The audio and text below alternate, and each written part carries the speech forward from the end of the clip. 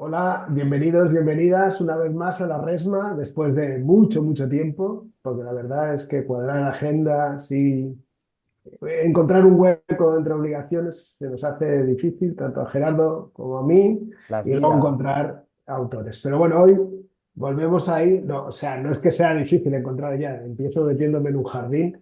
Encontrar autores es fácil encontrarlos, pero cuadrar las agendas de tres personas luego es más complicado. En fin, que estamos aquí en el que tiene que ser el 50, el capítulo 50, aunque no es bien el 50, y que teníamos reservado este 50 para cierto personaje que ya os anunciaremos luego al final quién será ese 50, pero hoy el 50 lo va a ocupar Sergi Puyol, que no es cualquiera, sino que es un autor de cómics de largo recorrido, una de las dos patas sobre las que se sustenta, creo que la editorial de referencia de este país, que es APA Comics, aparte de rotulador, diseñador, maquetador, músico, no sé si está en barbecho completamente, pero en algún momento nunca se acaba de colgar esto. Es como ir en bicicleta. Esto, cuando tocas algún instrumento, siempre bueno, lo puedes recuperar en cualquier momento.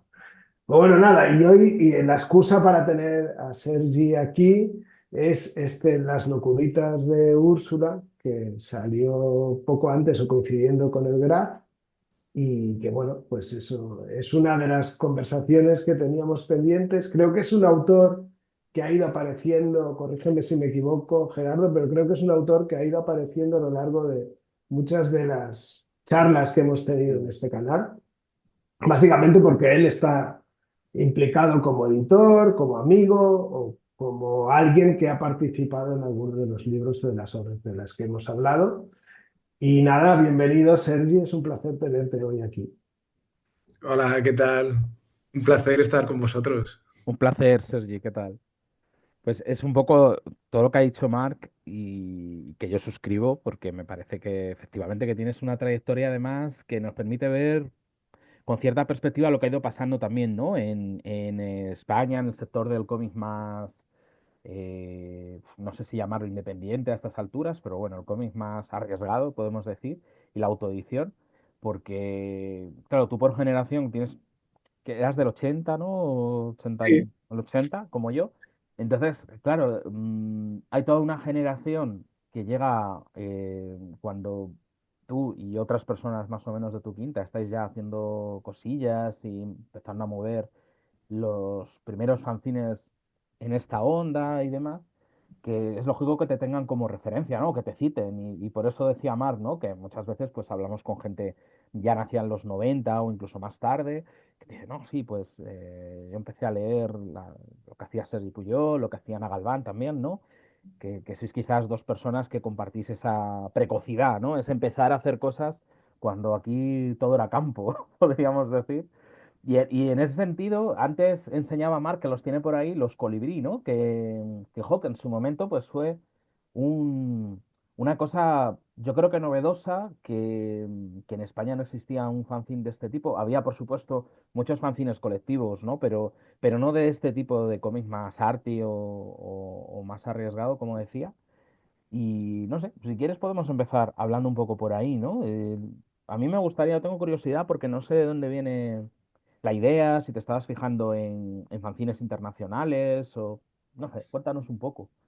Sí, a ver, claro, todo es como una mezcla de varias cosas, ¿no? Pero ah, yo empecé a dibujar bastante a partir de, bueno, de cosas como yo qué sé, como el fanzine enfermo.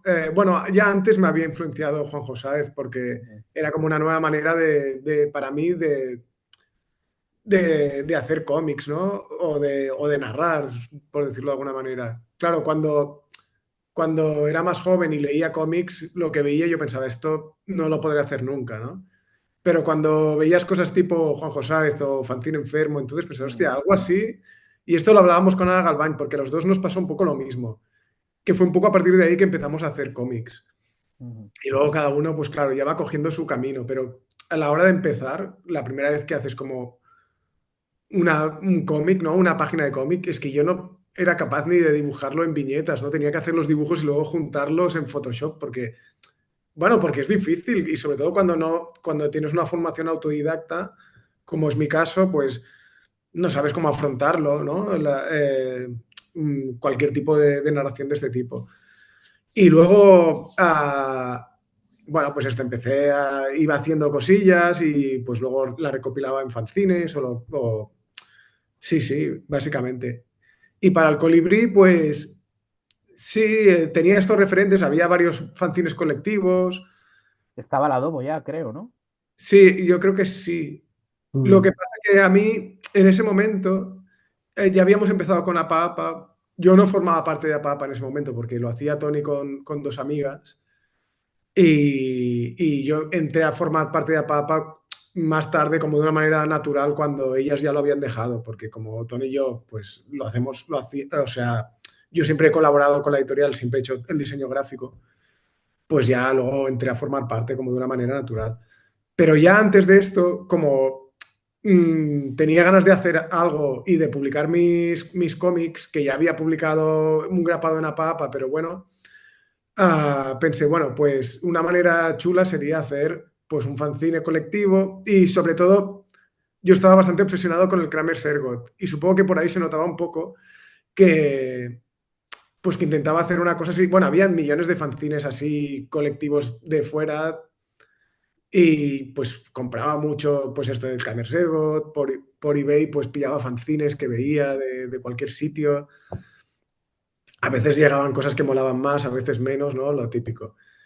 Y lo guay de Colibrí fue un poco que era una mezcla entre gente que ya había dibujado o que estaba un poco más como ya sentada, ¿no? En el cómic y con gente que no había dibujado nunca, amigos o amigas que les apetecía participar y igual nunca habían hecho un cómic. Y quedaba una fórmula bastante fresca que no sé, que funcionó súper bien. Hacíamos, o sea, todos se agotaron siempre bastante rápido y de cada número, al siguiente número hacía 100 más, porque siempre se iba agotando. O sea, creo que el primero hice 300 y luego ya 400 500 creo que del último hice 700 y también se agotó, no sé. Sí, sí. Ujú. Estamos hablando de un intervalo de años. ¿Esto entre qué año y qué año era esto, Sergi? El colibrí. 2010 creo que fue el primero, pues, Ujú. y el último, pues, 2014 o algo así, yo creo. Ujú. Sí, yo creo que algo así. Coincidió bastante con el de Dictadores, creo, el último, que era por ahí, Ujú. con el que compartí con Irkus. Ujú. Fíjate, Colibrí tiene una cualidad que nos comentaba antes Sergi, que también la tomé yo, la tuve muy presente cuando empecé el proyecto de For the Cats, que es este mezclar gente que empieza con gente que ya está más. Pero tiene algo que a mí me marcó mucho, que es que quedaba el conjunto como muy compactado, o sea que no quedaba como la típica colección, ¿no? Dispersa de estilos y de historias y tal, sino que ya tenía como algo muy compacto, ¿no? Que es lo que nos comentaba de Kramer Zergot como una referencia, o Mansfeld, o otras eh, antologías de este tipo. Sí, y la verdad es que, claro, eso es muy difícil de controlar, pero no sé, supongo que salió así, no sé, tenía que ser así de alguna manera porque por todo lo que estaba pasando en ese momento. O sea, claro, yo lo que aprovechaba en ese momento eran los contactos que teníamos de APA a APA para poner ahí autores internacionales también o cualquier autor, pues como yo ya escribía un poco en nombre de APA a APA de alguna Mm. manera, pues no sé, y también la gente al ver que era un fanzine que funcionaba y no sé, que de alguna manera, pues la gente se esforzaba para que fuera algo, no sé, algo como decente, ¿no? Porque es que a veces en los fanzines la gente hace cualquier cosa. Bueno, ahora estoy aquí como hablando mal de los fanzines justo cuando somos los máximos defensores, ¿no? Pero bueno, sí que es verdad que hay fanzines un poco más flojillos muchas veces bueno, y la gente a veces no se esfuerza tanto para hacer un fanzine como para hacer un cómic. Yo normalmente cuando hago un fanzine me esfuerzo igual que cuando hago un cómic que voy a publicar, ¿no? Porque sí que es verdad que doy más rienda suelta a experimentar o a hacer cosas que no haría normalmente para un cómic más largo que vaya a publicar, como que te permite experimentar, pero no por eso quiero hacer algo como más rápido, Ujú, menos trabajado, ¿sabes? ujú. Ujú. Bueno, quizá es por eso que lo que quería decir es que la gente se esforzaba un poco y siempre quedaban como cosas bastante chulas, no sé. De hecho, mientras hablamos, estoy mirando en TVosfera los fanzines, ¿no? Que tienen fichas de todos. Y la verdad es que es bastante impresionante, ¿no? Porque, bueno, aparte de la gente internacional que tú comentabas, Sergi, que estoy viendo por aquí, pues, por ejemplo, Mark Bell o Tommy Musturi, Matt Fury, etcétera, luego hay gente que me está llamando mucho la atención ver aquí porque los tenía ubicados como más tarde, ¿no? O sea, que empiezan su carrera más tarde, como Elisa Riera, Julia Sagramola, también la estoy viendo por aquí, Camille Vanier. Y, jo, la verdad es que tuvisteis ojo ahí, ¿eh? Para meter a gente que luego pues ha hecho cosas muy interesantes, ¿no? O que incluso publicaron ahí una cosilla y luego como que más adelante han empezado a sonar más o a hacer más cosas. Pero bueno, justo de estas autoras que has dicho, es que éramos la gente que en ese momento Claro. estábamos haciendo cosas pequeñas, pero estábamos Ujú, como todos empezando de alguna manera. Bueno, ujú. Elisa en realidad ya venía de antes, ¿no? Porque Ah, ya, sí. es que ella hacía graffiti, Ah, ya era una tía muy potente antes. Y yo la conocía pues de la tienda esta que había, Dudua, que también vendía muchos fanzines y cómics. Creo que la conocí allí. Bueno, y de amigos. Y con Apa Apa, ya antes de publicarla en Colibrí, ya le habíamos editado un grapadito, que fue ah, el primer vale, grapa, vale. y yo saqué el segundo, que digamos. Ujú. O sea, Ujú. Pues y los Este es el editamos, segundo. no lo exacto. tenía yo ubicado, lo Los de Lisa presentamos Riera. en Dudua, creo, los dos a la vez, además. Ujú. Qué Ujú, bueno. ujú. Dudua era una tienda que estaba. ¿Dónde estaba, Sergi? En el Born.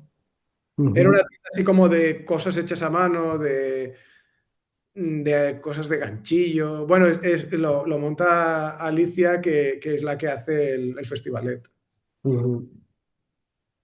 O Fíjate. sea, ella monta el festivalet y ella tenía la Ujú, tienda esta. ujú, Que ahora hace talleres, sobre todo. Al final ujú, el proyecto evolucionó a eso. ujú.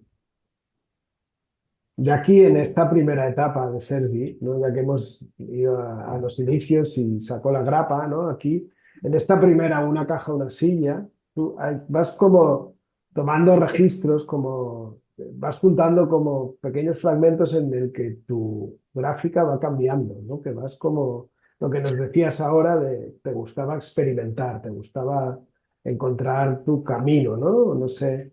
Pero aquí también son cómics que con el tiempo, con la perspectiva, viendo el estilo que al final parece que has encontrado y en el que te mueves cómodo, no sé si lo echas de menos, volver a explorar o retomar estos caminos de exploración, ¿no? De cambiar de registro, de moverte por otros parámetros gráficos. Disculpa, porque no sé si se ve o no. Si no se ve Sí, mejor.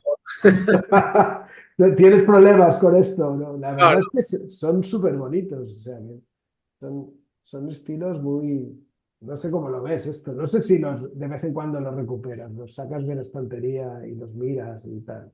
no Sergi. mucho, no, la verdad. A Mm, ver, porque también yo estaba probando y ya, yo ya en los apuntes del cole y tal, ya, y de la escuela de diseño y esto ya mm, siempre hacía cómics en los márgenes y yo qué sé, y dibujos y no tenía un estilo definido que también está bien, ¿eh? Lo que pasa que poco a poco, pues claro, a la hora de hacer un cómic más largo es imposible, no, hay que darle una coherencia, ¿no? Y poco a poco, pues me fue surgiendo un estilo y al final es el que tengo y es con el que me siento cómodo.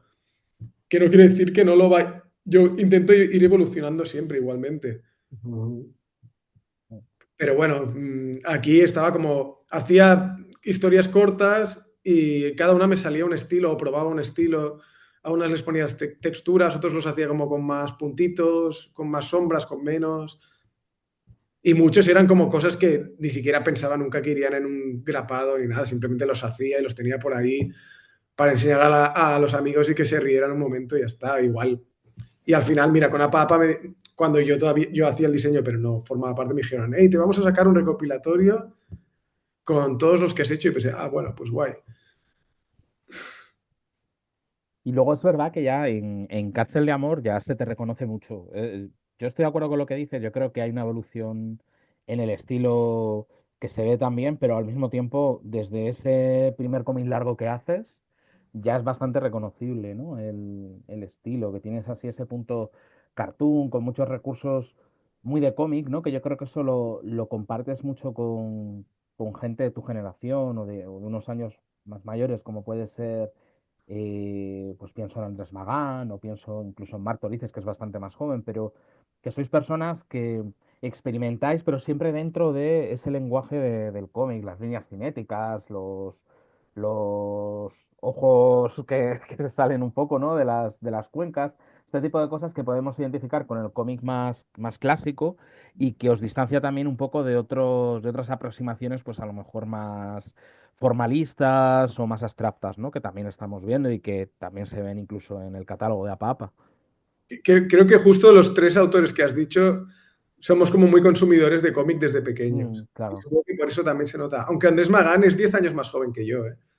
Sí, sí, sí. Por ahí, Pero, ¿no? Sí, hostia, sí, es verdad. sí, sí, Del sí. 89, ¿no? O 90. Creo que es 89, sí, sí, sí. Mm, Marto dices también, ¿no? también, o No, Mar más. bastante más. Mar me parece que era Ah, Ya. no, 89 puede ser, Mark. Sí, creo que igual, ¿no? Puede ser, Vale. sí, bueno, por ahí. Es que hablan los dos son muy maduros para su Sí, edad. sí, Fíjate, a mí hay un autor que me viene muy rápido cuando leo a Sergi, que no sé si lo tenía como referente, pero es Miguel Benúñez. Miguel Benúñez, También. esos cómics que publicaba en Doble pues, Dosis o en Subterfuge, estos cómics así. pues no, tío, la verdad. No, o sea, Pero ahora si que lo viera te diría sí o no, pero no, no, o sea, ni siquiera me suena ahora mismo. sí, hombre, sí. Que además creo que sale en el Colibrí, pero bueno, sí que son, tiene Ay, ese, perdona, es que la B me ha despistado, Miguel Miguel Núñez. No, Benúñez. Miguel Núñez, Miguel Núñez. Miguel Núñez. Claro, sí, sí, claro, sí, sí, sí. Claro, Me sí, sí, encanta lo que sí. hace y tanto. Sí, sí, Que tenemos que hablar con él un día, por cierto, Marc. sí, eso está pendiente. Sí, sí, es Mm. otra conversación. Claro, Bueno, dices, antes Gerardo ha Miguel, sacado no sé quién es Miguel B. Núñez, ¿sabes? Miguel Benúñez, ¿no? Y siempre, jamás le he quitado la B a Miguel, siempre, y Sí, mira yo que también. trabajé con él ahí cuando estaba en BAN, y siempre Miguel B. Sí, Sí, sí, eso me encanta lo que hace y tanto. sí, sí. Pero que es mucho de esta escuela tan cartoon que comentaba Gerardo, ¿no? También aparecéis en un momento en el que se está gestando algo, que es como un cambio, que es, ¿no? Que es en los primeros años de APA, yo recuerdo ver el stand de APA en el Salón del Cómic. Claro que era antes, ¿no? 2009, 2008, 2009, 2010, que era antes de, quizás empezaba el tenderete, pero poco había entonces y se estaba fraguando. Habéis venido con todo ese cambio, ¿no? Que ha sido la proliferación de, bueno, lo que decía antes Gerardo, que ya no sé hasta qué punto APA, ¿no? No es que sea el nuevo mainstream, pero evidentemente no es lo que era APA cuando apareció en el primer momento, que era como una rara avis. No sé con la perspectiva, Sergi, ¿cómo has visto toda esta evolución? ¿Realmente ha cambiado tanto o no ha cambiado tanto el panorama? No sé cómo lo ves tú. Yo creo que sí, que ha cambiado mucho, porque en esos momentos hacían un pequeño festival en Illustration, que era Ujú, como el pre-graph, por decirlo de alguna manera. Y no, porque más o menos cuando ellos acabaron, el año siguiente ya se hizo el graph. ujú. Y había alguien que, no había alguien mismo de la organización. Bueno, había ahí Sí. algún poco de... Manu, estaba Manu, Manu. claro. Pero sí, claro, cuando empezó APA, lo que se hacía sobre todo era traducir cosas de fuera. Tony trabajaba en la central y tenía acceso como a muchas cosas de importación, a muchos libros que, claro, la mayoría de gente no conocía y la gente pues o iba a comprarlos allí o los pillaba por internet, pero era muy difícil conocer según qué autores, según qué movidas y claro, entonces ellos, su idea era como esto, pues traducir libros que aquí no se conocían y no se iban a conocer nunca, en plan Ron Regé o incluso The Show, no sé, en plan John Porcelino, todo esto. Y llegó un momento que ya como este nicho de mercado ya estaba cubierto, porque todas las editoriales, bueno, todas, muchísimas editoriales ya traducían, se empezó a traducir todo, ¿no? Como ahora un poco que se traduce casi todo, lo un poco interesante ya se traduce en todo. Entonces dejó de interesar un poco la editorial. También coincidió un poco con el momento en que Gaby y Fanny, que eran las otras dos socias de APA APA, por distintas razones dejaron el proyecto porque, bueno, porque claro, es una cosa que dura tiempo y que al final pues Gaby se fue a vivir a Menorca, Fanny luego empezó otra editorial, bueno, yo qué sé, cosas que pasan, ¿no? Porque siguen siendo súper buenas amigas. O sea que no hubo ningún enfado ni nada, ¿no? Simplemente fue una cosa también natural. Y coincidió un poco con el cambio de empezar a editar gente más como nacional, en plan, cosas de cosecha propia. Y el primero en este sentido fue el de Conchita. Ya antes hicimos los grapados estos reversibles, Ujú. Aquí que tengo ahí, algunos. ahí Fanny todavía estaba, de hecho, y fue como un poco el impasse, sí, y este es el que saqué yo con Irkus. Ujú. Ujú. Y bueno, y entonces ahí hubo como un poco el cambio y en ese sentido también nosotros hemos cambiado mucho porque ahora traducimos algunas cosas, pero es como más anecdótico, ¿no? Lo que hacemos sobre todo es cómics nuevos que no están en ningún sitio, ¿no? De autores. Intentamos también como que sea gente no reconocida todavía, ¿no? Nos gusta como esto, como hacer algo interesante, que nos lo pasemos bien, algo un poco emocionante, ¿no? Que no sea pues el típico autor que ya está reconocido y tal, le sacamos un cómic. Bueno, esto ya lo puede hacer mucha gente, ¿sabes? Y sí, claro, con el Graph, con el Guter, claro, todo salió, y con Fat Bottom, que salió, y Tenderetes, todo esto fue un poco a la vez, y APA APA, sin dar más importancia a una cosa o la otra, ¿no? Hizo que todos, creo que sin una cosa y sin la otra, sin Fat Bottom, sin Guter, sin Graph, no existiría todo lo que hay ahora en España, ¿no? Que es súper interesante, como que se están haciendo cosas increíbles. Ujú. En Galicia hay millones de autores increíbles, en Andalucía, en yo qué sé, bueno, en todas partes, ¿eh? ¿No? O sea, Mm. es, Se es- cre- es un momento guay ahora. Se creó como un ecosistema, ¿no? Más que hubiera alguien que tirara de la situación por sí solo, se crea como un entramado, ¿no? Una red de gente o de colectivos que están haciendo cosas a la vez y que se retroalimentan. Yo es un poco como lo viví aquello y, y la verdad es que, pues es verdad que es como un punto y aparte, ¿no? Ahora cuando el otro día cuando leíamos bueno, no recuerdo qué pieza fue exactamente, pero con la visita de Chris Ware a Fat Bottom parece como que ahora hay gente que ha descubierto, ¿no? La librería y claro, leí que la librería en realidad abrió en 2010, creo recordar, que dices, Por ahí, no claro. hace tanto tiempo en realidad, o sea, estamos hablando de una librería joven comparado con otras librerías de cómic, y es verdad que en poquitos años han pasado mogollón de cosas y yo sobre todo, antes mencionabas el cómic de Conchita, yo ese cómic y el de Ana Galván, que salieron, no sé si el mismo año o con un año de diferencia, los viví los dos como un hito importante, porque era un tipo de cómic que hasta ese momento parecía que solo podía aparecer en fanzines. O sea, que podía ser autoeditado, pero que de repente aparezca un cómic de Conchita Herrera, un cómic de Ana Galván, en tapa dura, con esa calidad de edición y con una distribución nacional, que lo puedes encontrar en cualquier librería de España. Hostia, para mí fue un cambio, ¿no? Fue como decir, oye, va, este cómic que yo defendía ahí como con uñas y dientes, pero siempre desde la conciencia de que es una cosa minoritaria y que hay que visibilizar porque lógicamente tiene un espacio más pequeño, ahora tiene una tirada normal pues, como todos los cómics, incluso pueden tener éxito porque vosotros en Apapa tenéis bestsellers, vaya, o sea que tenéis cosas que han vendido muy bien, estos dos que mencionábamos, o el de El perro Cornelius, los de María Medem venden un montón. joder, no sé, bueno, se debe al trabajo, ¿no? que estáis haciendo, pero también a esos cambios, ¿no? que comentábamos, que la gente de repente, bueno, no de repente, pero progresivamente se ha ido viendo, ha ido siendo más receptiva, ¿no? A determinados tipos de cómics que hace nada decíamos, "Puf, es que esto nos interesa a cuatro personas". Sí, sí, totalmente. Me acuerdo cuando Tony trabajaba en la central, me dijo, me ha venido a ver un tío que quiere abrir una librería de cómic, pobre, se va a arruinar. Y era Nico de Fat Bottom. Y mira, hostia, al final, no sé, o sea, es una librería joder, que es de referente mundial. O Ujú. sea, Ujú.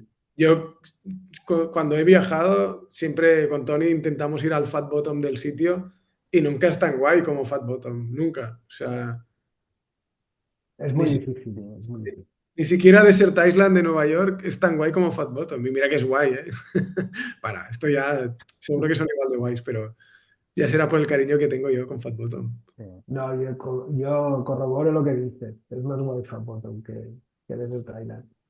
Pero bueno, yo esto que comentabais también, y es ya en lo de Conchita creo que hay algo también importante, aunque importante a nivel nacional, que es que gana el premio a autora revelación del Salón del Cómic, que parece tontería que el Salón del Cómic, ¿no?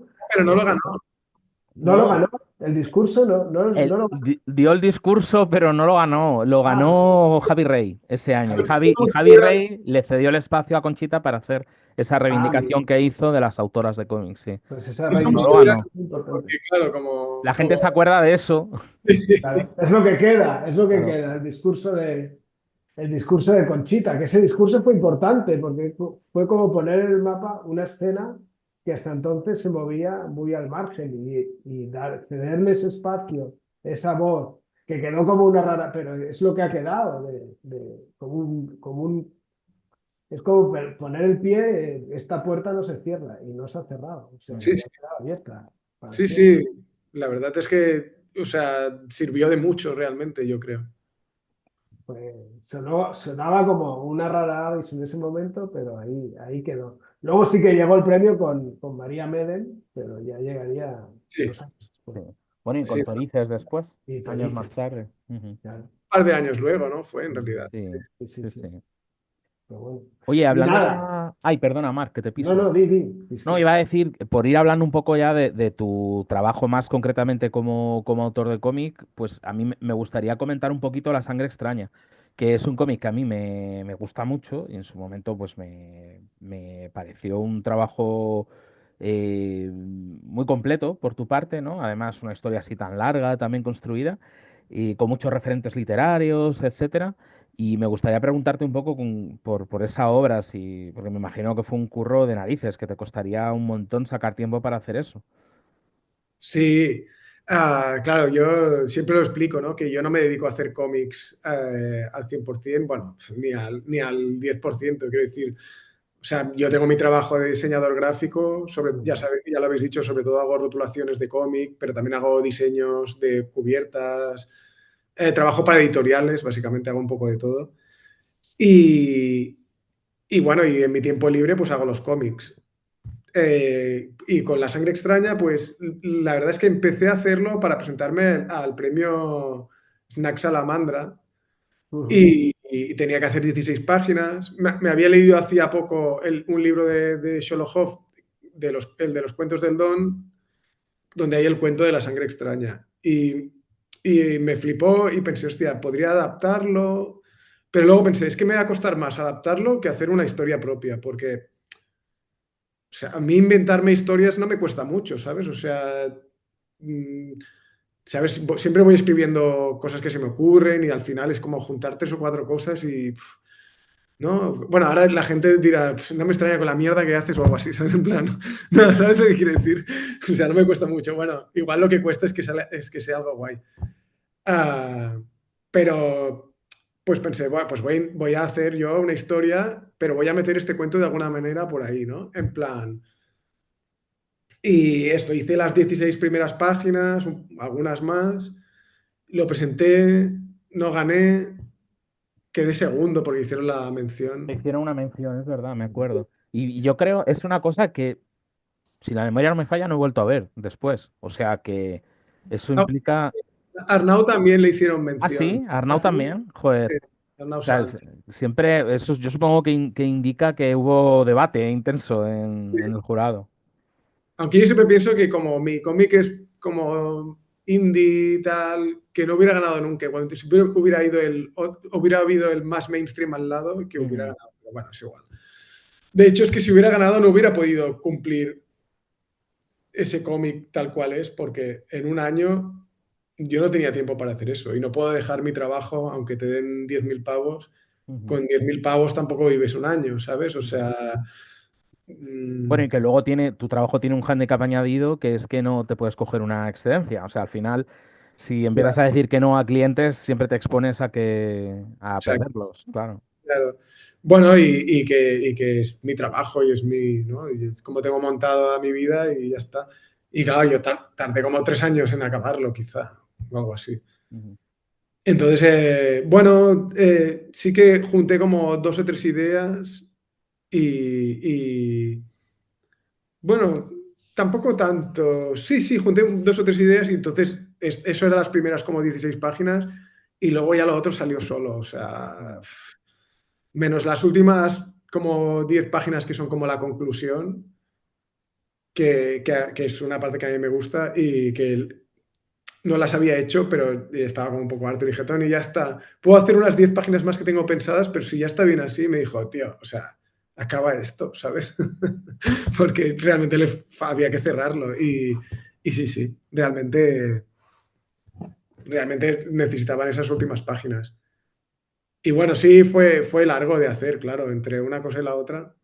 Y entre que también, pues si yo me pongo a dibujar a las 8 de la tarde, después de todo el día trabajando, pues ya estoy cansado y tardo como media hora en entrar un poco en el tema y luego ya pues igual me estoy hasta las 10 o bueno, un par de horas al día, tampoco avanzas tanto. ujú.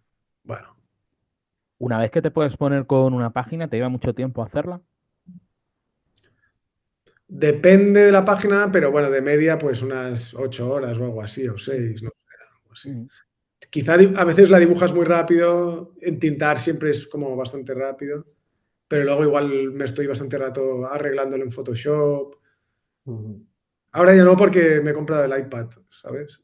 Y, y voy más rápido, claro. Sobre todo, igual tardo un poco más en tintar, pero luego en Photoshop ya no tengo que hacer casi nada. ujú. ¿Y estás contento ahora cuando ves, o bueno, no sé si haces el ejercicio de ver, antes te preguntaba Mar por los primeros fanzines que ya están más lejanos, ¿no? Pero La Sangre Extraña, que es más reciente, y ¿lo ves todavía y te gusta? ¿Estás contento con cómo te quedó? Yo nunca estoy contento con lo que he hecho. No estoy contento ni con Úrsula, ¿eh? O sea, pero porque siempre intento mejorar. Entonces, cuando veo algo antiguo, siempre pienso, ay, la cabeza esta podría ser un poco más pequeña, o esta posición la veo como muy forzada, o este fondo es como demasiado, la perspectiva es demasiado forzada, o yo qué sé, siempre cualquier cosa veo errores. Y incluso, pues de guión también, en La Sangre Extraña. Es que siempre he intentado hacer un cómic donde no pase nada y siempre al final acaban pasando millones de cosas, ¿sabes? No es que no quiera no es que quiera que no pase nada, pero como que sea como más sutil, ¿no? Como más... Y quizá con Úrsula lo he conseguido bastante, ¿no? Pero con La Sangre Extraña, pues hay como un giro que cuando se me ocurrió pensé, "Ah", pero también pensé que hubiera estado guay como que todo hubiera sido un poco más una paranoia y ya está. Quizá hubiera funcionado muy bien también, no lo sé. Pero Mm. bueno, ya está hecho y tengo cariño a todo lo que he hecho, ¿eh? O sea, no es que lo odie, simplemente que pienso que lo puedo hacer mejor, ¿sabes? Sí que es un libro que funcionó bien a nivel de recepción y de ventas, claro. Tú como autor siempre le verás los defectos y eso es inevitable, pero al mismo tiempo ¿no? Te metiste en una trama compleja de muchas páginas, que es algo que en Úrsula no has vuelto a repetir. O sea, has tirado por otro lado, que es un camino que luego hablaremos, Pero a mí, antes nos comentabas que la sangre extraña tú la empiezas, el punto de partida es la crida, la llamada del concurso de Salamandra Graphic y presentas 16, pero luego a partir de ahí avanzas en la trama, la historia y por lo que te quería preguntar si fue, la trama fue avanzando linealmente, o sea, tú ibas página a página consecutivamente, que es la sensación que nos has dado con tu respuesta y luego tuviste que cerrar ese final, ¿no? Que fue trabajado, pero, o sea, es complejo avanzar página a página No, así no, como nos comentas, no, Sergi. pero no, sí que tenía una historia pensada, ¿eh? Y lo que Ujú, quizá los diálogos no los tenía escritos, pero sí, ujú, tenía muy claro como, o sea, tenía muy claro hasta cierto punto. Y luego, a partir de ahí, como el giro que he dicho un poco que hay, ujú, no tenía claro si qué iba a suceder, pero sí que tenía muy claro un poco el final y como toda la primera trama. Y cuando se me ocurrió ese giro y decidí hacerlo, pues ya está. O sea, simplemente era el cómo explicarlo. Y sí que es verdad que aunque sepa yo cómo lo que va a pasar, pues cuando estoy haciendo una página, siempre hay momentos, o sea, que puedo cambiar lo que está pasando ligeramente, ¿no? En plan, pues ujú. aunque haya escrito un diálogo de una manera, pues en el momento en que lo estoy haciendo, pues puedo cambiar una frase o mm, cualquier acción, ¿no? Que vea que en ese momento que va a funcionar mejor, porque una cosa es pensarlo y la otra es cuando ya lo estás ejecutando, ¿no? Ujú.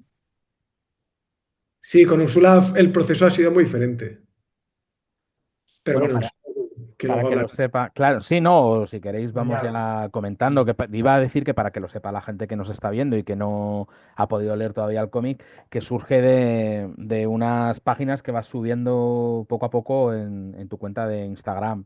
Entonces tiene ese formato de piezas cortas, ¿no? Que casi parece pues como si fuera una tira de prensa clásica, ¿no? Y ahí vas haciendo como pequeñas historias que van sumando de alguna forma un todo, ¿no? No diría tanto una historia, ¿no? Con su principio, nudo, desenlace, pero sí una narrativa, ¿no? En la que vas desarrollando a todos los personajes. Sí, hombre, para mí siempre ha sido muy importante el formato tira de prensa o tira cómica y así. Es algo que siempre me ha encantado, ¿no? Yo empecé a leer mm, con Charlie Brown y tal, con Schultz. O sea, lo primero que leí en mi vida fue eso. Y desde siempre he tenido algún libro en la mesita de noche de Charlie Brown, en plan, es como algo que me fascina. Y es un formato que siempre me ha gustado, y no solo de Charlie Brown, de cualquier autor así, tiras de prensa y esto. Y como que siempre he tenido el gusanillo de hacer algo así, de tener algún personaje que funcionara, de que tuviera un seguimiento, ¿no? Una trayectoria. Y sí que es verdad que cuando empecé a hacer Úrsula, hice un par de tiras y ya enseguida pensé, vale, esto va a ser un libro, pero no sabía bien lo que iba a pasar. Y entonces sí, fui subiendo algunas a Instagram, la recepción era guay porque pues que mucha gente se siente identificada porque son pequeños detalles, pensamientos del día a día, ¿no? Como que es fácil sentirse identificado. Y si no, pues si no te sientes identificado, igual también le ves la gracia porque es como a veces muy absurdo y ha funcionado bien, ¿no? Pero ya pensé, bueno, esto va a ser un libro y poco a poco me fue surgiendo la trama, ¿no? Pensé, vale, ya quiere escribir un libro, ah, va a ir poniendo textos durante todo el libro, como no va a estar nunca contenta y sí, Ujú. y bueno, Lo enseño un poco mientras habláis, ¿eh? Para sí. que la gente lo vea. Y luego hay como pequeños, pues como en Charlie Brown y Snoopy y tal, que hay como pequeños grupos de tiras, ¿no? Cuando le dejan un perro, cuando va su hermano a vivir a casa, como... Y esto también me parecía guay como utilizarlo allí. Y le daba un poco de unidad y de sentido de novela gráfica, porque al final no deja de ser, ya sé que no hay diferencia entre cómic y novela gráfica, ¿eh? Pero como para que se entienda que es como una historia entera. Es una Ujú. historia entera, lo que pasa es que hay páginas que las puedes leer desordenadamente pero realmente la trama es la que es y si no te lo lees entero, pues quizá no lo pillas tanto, ¿no? Pero también una de mis ideas, que no sé si está sucediendo o no, era que la gente luego pudiera coger el libro, tenerlo ahí en la mesita de al lado de la cama y coger y decir, ay, me voy a leer uno para ponerme de buen humor, ¿sabes? En plan, Ujú. lo que sea. Como que no fuera un libro que te lo lees solo del principio al final, eso solo la primera vez, sino que luego lo puedes ir cogiendo y leerte alguna, si te apetece, ¿sabes? Mm. Yo creo que sí funciona muy bien como si fuera un recopilatorio, ¿no? de páginas que han aparecido independientemente. O sea, eso creo que no lo pierdes en ningún momento y aunque sí que haces esa linealidad, ¿no? Y evidentemente el libro es un libro distinto si lo lees a saltos que si lo lees del tirón. Pero hay una cosa que me gusta mucho a mí de las tiras de prensa, bueno, sobre todo de Peanuts, ¿no? Que mencionabas, pero también de otras, que es la manera en la que con esos formatos tan cortos y con mucha síntesis, porque no te queda otra, consigues crear personajes que respiran y que son humanos, que son complejos, ¿no? Solo hacía muy bien Schultz, porque al final ves una tira y, bueno, pues ves unos personajes que dicen unas cosas y tal, pero al final todos, por acumulación y por desarrollo, al final todos tenemos la idea, pues eso, de que Charlie Brown, podemos decir un montón de cosas, ¿no? De la personalidad de Charlie Brown o de, yo qué sé, del propio Snoopy o de cualquier otro de los personajes, Linus o quien sea. Y yo creo que esto pasa un poco, claro, lógicamente tú no has estado 50 y pico años haciendo las locuritas de Úrsula, pero sí que al nivel que presentas en el libro, yo creo que también lo consigues. Al final, poco a poco vamos sumando matices, vamos sabiendo cositas de los personajes y eso hace que te encariñes mucho con ellos, ¿no? Sí, claro, todo ha sido como bastante natural en el sentido de que yo iba haciendo tiras de anécdotas o pensamientos que se me iban ocurriendo y era consciente de que eso poco a poco iría conformando la psicología del personaje o los personajes.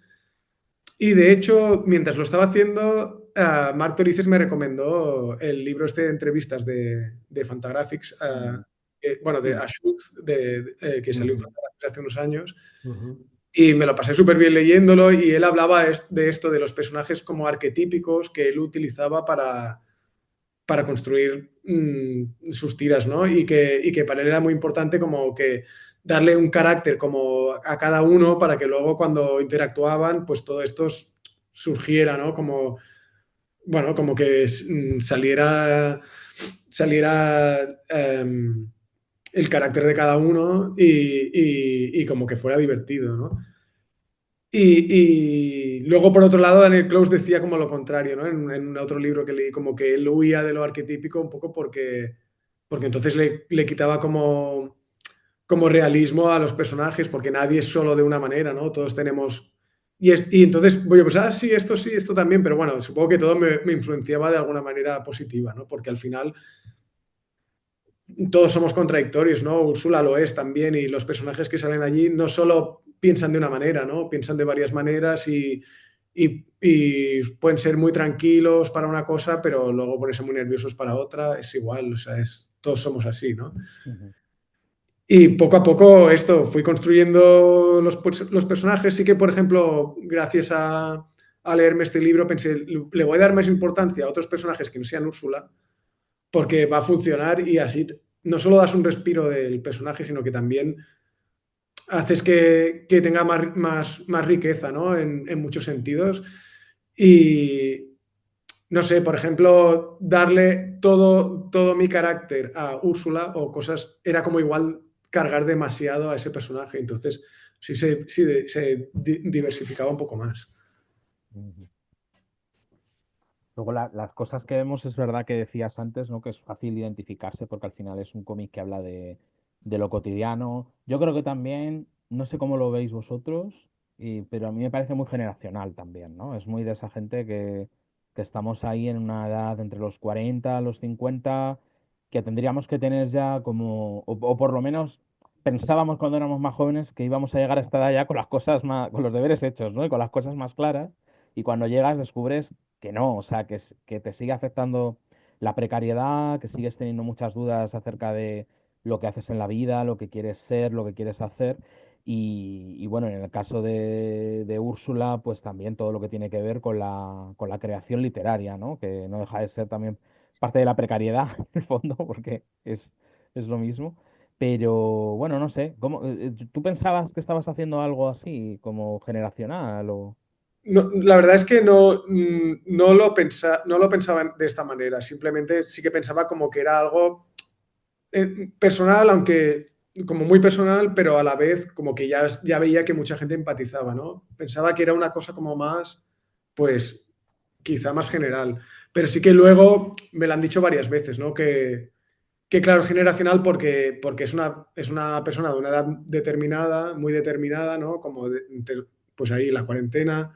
Entonces, claro, sus inquietudes varían un poco de cuando tienes, pues, 30 y pocos o 20 y pico o quizá seguramente 50 y muchos, ¿no? Como que tus inquietudes y tus prioridades van cambiando, ¿no? Y, y sí, claro, entonces de repente, pues es lo que dices, ¿no? Como que en esta edad, pues teóricamente has alcanzado cierta estabilidad emocional o económica, ¿no? O sea, depende de a lo que te dediques, pero claro, ya llevas como, se supone, yo al menos 20 y pico años currando, pues bueno, ya vas cogiendo tu, bueno, que hay de todo, ¿no? Y puedes tener más suerte y menos suerte, pero bueno, yo que llevo haciendo lo mismo, no rotulando libros, pero sí que haciendo diseño gráfico desde que antes de acabar la escuela, pues, pues bueno, pues ya más o menos, ya mi vida está un poco rodada en este sentido, ¿no? Y es un poco lo que le pasa a ella, ¿no? Como una persona como que sin lujos, pero que bueno, que vive sola, ah, quiere hacer algo más que no sea solo su trabajo. Ahí hay varios paralelismos, ¿no? Y pues queda con sus amigas para tomar algo. Lo que pasa es que muchos temas han quedado fuera, ¿no? Fuera porque, yo qué sé, es que no hay nada sobre el amor, sobre esto, Mm. sobre el dinero, hay muy poca cosa, sobre, yo qué sé, sobre muchos temas que se han quedado fuera porque es que no era el tema del libro y al final, pues como que me he centrado, he intentado evitar según qué temas, pues para que el libro Ujú. tenga una unidad, ¿no? En este sentido, no intentar tocarlo todo tampoco. En ese aspecto, antes hablabas de Daniel Klaus, ¿no? Y tiene algunos libros que funcionan, ¿no? Narrativamente a través de páginas autoconclusivas y te explican una historia larga. El No sé si Wilson, lo has ¿no? tenido, Quizás. sí, no sé si lo has tenido presente a la hora de trabajar y Sí, servir. siempre tengo el Wilson ahí en mi mesita de dibujo. No por esto, en realidad, ¿eh? Es porque como si a veces pienso, ay, ¿cómo hago esta perspectiva? Y para inspirarme un poco, aunque luego no tenga nada que ver, ¿eh? Y Mm. porque Daniel Close es como de mis autores favoritos, o si no, el favorito. Y sí que cuando tuve la idea, como cuando hice las primeras tiras de Úrsula, sí que mi referencia fue Wilson y el de Tomine el de Sonámbulo. Intrusos, Sí. que hay una historia que es la Sí. del artista horticultor, es que nunca me acuerdo cómo se Sí. llama, que es que pensé que eran historias que se hacían a través de tiras y que podía funcionar. Ujú.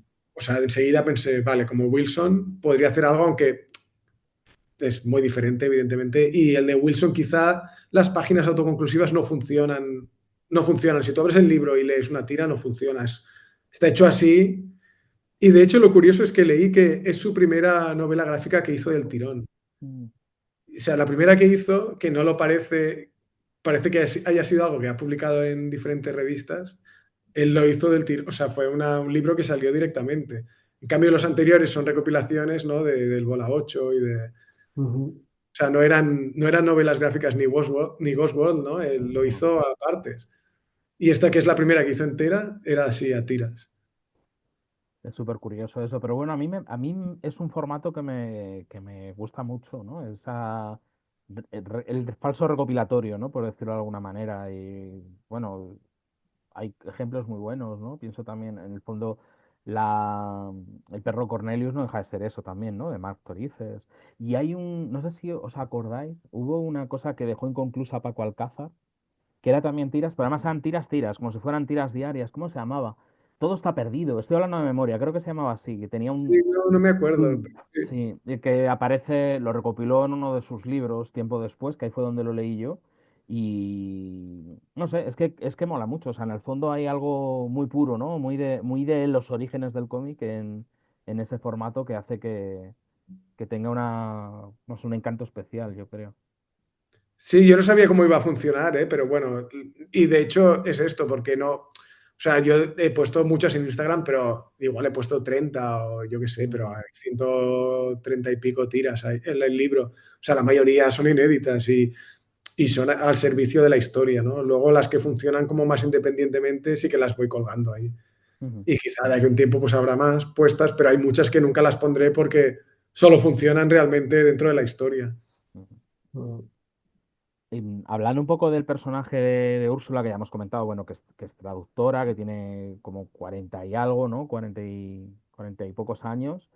eh, es un personaje que a mí me chifla, ¿no? Es el típico personaje que te enamora desde el principio. Estoy viendo ahora algunas de las primeras, ¿no? Está en el que está hablando con su amiga, le está contando como un proyecto que tiene, novela histórica, y está pues toda la página contándole un poco cómo lo quiere hacer, y al final en la última dice, ay, mejor no, porque esto es mucho lío, mucho trabajo, mucha documentación, mejor hago otra cosa que me da pereza. Y claro, es que es tan fácil, ¿no? Verse identificado con eso, ¿no? Con un personaje, pues con sus defectos, con sus debilidades, con esos cambios de opinión, esa manera de contarte un sueño que tiene o un plan y sobre la marcha decir, "Uf, no lo voy a hacer nunca, ¿no? No sé si tiene que ver con que tienes mucha capacidad de observación en tu entorno o que tienes imaginación para estas cosas. O sea, no lo sé, yo creo que cuando estás inmerso en un proyecto, ya como que todo lo que te rodea es susceptible de ser captado para ese proyecto, ¿no? Entonces, no, siempre pienso que todo el mundo es capaz de hacer cualquier cosa que se proponga.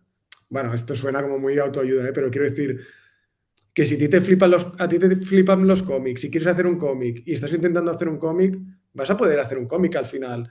Y quizá el primero no será el más guay, pero, o sea, quiero decir que entonces, si tú realmente lo que ocupa tu cabeza es eso, pues es fácil que eso al final lo puedas como traducir en un cómic, ¿no? No sé si me explico, o sea, Mm. Mm.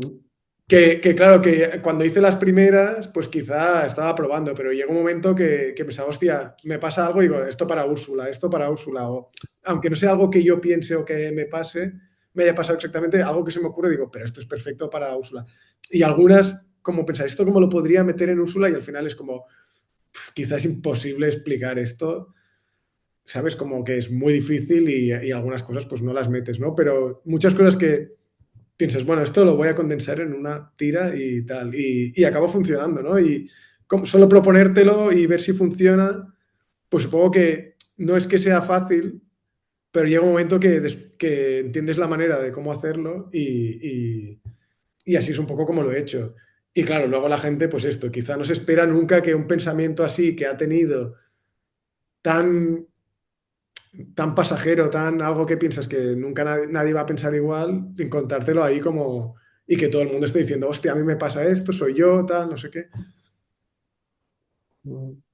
Hay otro elemento que a mí me fascina del libro, que es que te impones el ritmo de las 6 viñetas solamente, lo rompes muy poco, muy pocas veces, pero eso no sé si te ayudaba a marcar, a ordenar el gag o a ordenar la microhistoria dentro del conjunto.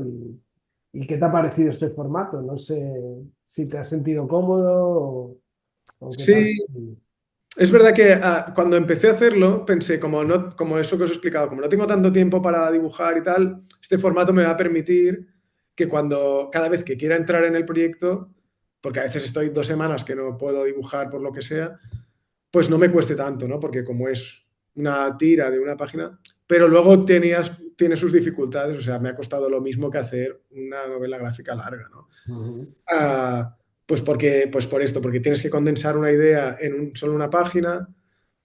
Sí, lo de las 6 viñetas, bueno, en realidad era como la manera más, en que menos tenía que pensar cómo dividía la página. Siempre primero me hago un pequeño esbozo para ver cómo voy a distribuir la idea, ¿no?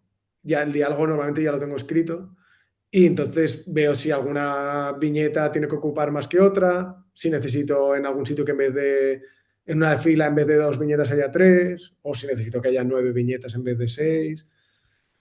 Y voy viendo. Claro, puede ser cómodo en el sentido de que puedes hacer páginas y luego ya verás cómo las ordenas, aunque luego también me costó bastante ordenarlo. Pero luego no, no ha sido tan fácil realmente. O sea, no tiene sus ventajas y sus desventajas. Ujú. Bueno, Porque, es de encontrar la cadencia, no sé, ¿no? Es como contar la historia y encontrar ese ritmo, ¿no? Ese ritmo que el cómic necesita, no sé. claro, y eso también fue un poco luego al ordenarlo todo, que sí que hice alguna... Iba cambiando, ¿no? Lo iba montando, ya cuando tenía como la mitad ya lo tenía medio montado y pensaba, vale, aquí me faltará alguna de que esté más rayada, aquí que esté más contenta, aquí otro intento de escribir un libro, tal. Ya iba viendo más o menos, pero sí que en algún momento pensaba, hostia, no tiene lógica que aquí ya ha pasado esto hace poco, que pase esto aquí, esto tiene que tardar un poco más en pasar, bueno, como un poco hacer ahí bueno, sí, como un puzzle un poco, ¿no? Ujú. Ujú. Y el resto de personajes del reparto, ¿los tienes muy pensados desde el principio o van apareciendo según tú necesitas? Pues eso, ¿no? Ahora necesito que quede con dos amigas porque les tiene que contar una cosa, o ahora aparece el hermano, o no sé, si tenías como un reparto al principio que tú tenías claro, o es más orgánico el tema, va apareciendo. Sí, no, fue más orgánico. O sea, en la primera que hice ya salía el hermano, pero yo no Ujú, sabía ni si era el hermano o si era su pareja